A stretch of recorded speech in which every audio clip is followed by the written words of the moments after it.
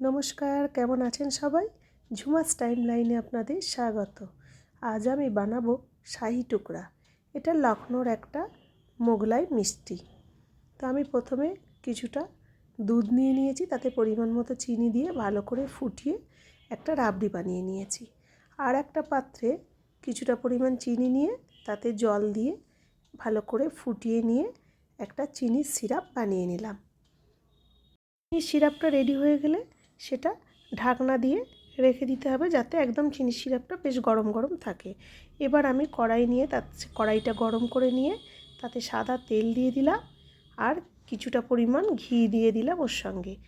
Actual পুরো ঘিয়েতেই এই পাউরুটিটা ভেজে মিষ্টিটা বানানোর কথা, কিন্তু যেহেতু স্বাস্থ্যের জন্য এখন পুরোটা ঘি ইউজ করতে পারলাম না, তাই আমি তেলটাই বেশি দিলাম, ঘিটা কম দিলাম। এবার লাল লাল করে পাউরুটিটা উল্টিয়ে পাল্টিয়ে ভেজে নিলাম। পাউরুটিগুলো ভেজে নেওয়ার পর এগুলো গরম থাকতে থাকতেই আমি চিনির সিরাপে ডুবিয়ে দিলাম। চিনির সিরাপটাও গরম আছে, পাউরুটিটাও গরম আছে, তাই ওটা সুন্দরভাবে সোপ করে যাবে। শাহি টুকরা কথার অর্থ হচ্ছে রাজকীয় কামড়।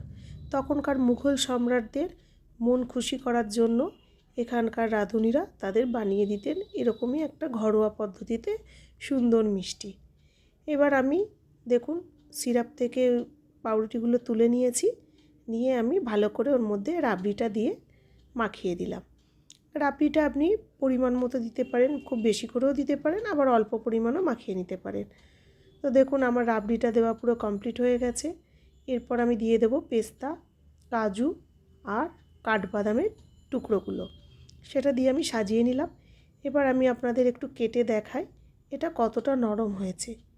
এই মিষ্টিটা যেরকম সুন্দর দেখতে সেরকম সুন্দর খেতেও লাগে জানেন, আর একদম নরম, মুখের মধ্যে মিলিয়ে যায়।